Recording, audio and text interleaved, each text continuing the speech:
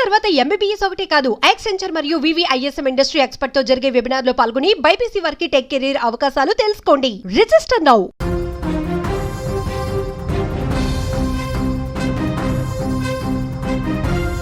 నేపాల్ను ప్రకృతి ప్రకోపం అతలాకుతలం చేసింది.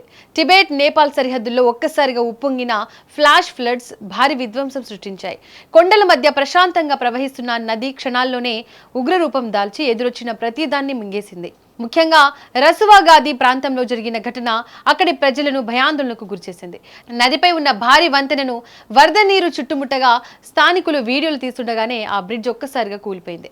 కళ్ల ముందే వంతెన కొట్టుకుపోతున్న దృశ్యాలు సోషల్ మీడియాలో వైరల్ అవుతున్నాయి. ప్రకృతి ముందు మనిషి ఎంత బలహీనుడో మరోసారి ఈ ఘటన నిరూపించింది. ఈ ప్రమాదం సమయంలో భారతీయ యాత్రికులు కూడా అదే ప్రాంతంలో ఉండడం ఆందోళన కలిగిస్తోంది. పశ్చిమ బెంగాల్ కు చెందిన 30 మంది టూరిస్టులు 2 టూర్ మేనేజర్లు కలిసి కైలాస మానస సరోవర్ యాత్ర కోసం వెళ్లారు.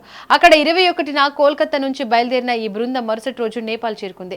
టిబెట్ లోకి వెళ్లేందుకు అవసరమైన ఇమిగ్రేషన్ ప్రక్రియ కోసం రసువాగాది వద్ద వేచి ఉండగా ఉదయం అకస్మాత్తుగా వరదలు విరుచుకుపడ్డాయి. ఆ సమయంలో కుటుంబ సభ్యులతో ఫోన్లో మాట్లాడిన యాత్రికులు వరద వచ్చిన కొద్ది నిమిషాల్లోనే అందుబాటులో లేకుండా పోయారు. అప్పటి నుంచి వారి ఆచూకీపై ఎలాంటి స్పష్టత లేకపోవడం కుటుంబాలను తీవ్ర ఆందోళనకు గురిచేస్తోంది.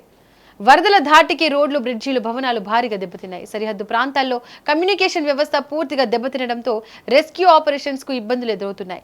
నేపాల్ ఆర్మీ, పోలీసు బృందాలు, డిజాస్టర్ రెస్పాన్స్ టీమ్స్ సహాయక చర్యలు కొనసాగించినప్పటికీ అనేక ప్రాంతాలకు ఇంకా చేరుకోలేకపోతున్నారు.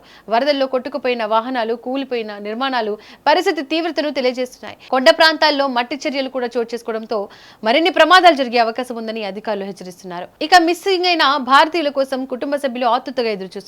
ట్రావెల్ ఏజెన్సీ ప్రతినిధులు, భారత ఎంబసీ అధికారులు, నేపాల్ టూరిజం శాఖతో నిరంతరం సంప్రదింపులు జరుగుతున్నప్పటికీ ఇప్పటి వరకు స్పష్టమైన సమాచారం లభించలేదు. 2 టూర్ మేనేజర్ల ఫోన్లకు అంతర్జాతీయ రోమింగ్ సదుపాయం ఉన్నప్పటికీ వరదల తర్వాత ఎలాంటి స్పందన లేదు. మరోవైపు ఈ విపత్తులో మరణాల సంఖ్య గంటకు పెరుగుతోంది. వందలాది మంది గల్లంతయ్యారు. చూస్తుండగానే వంతెనలు కూలిపోవడం, నిమిషాల వ్యవధిలో ప్రాంతాలు జలమయం కావడం, యాత్రికుల ఆచూకీ లేకపోవడం వంటి పరిణామాలు నేపాల్ను తీవ్ర విషాదంలోకి నెట్టేశాయి.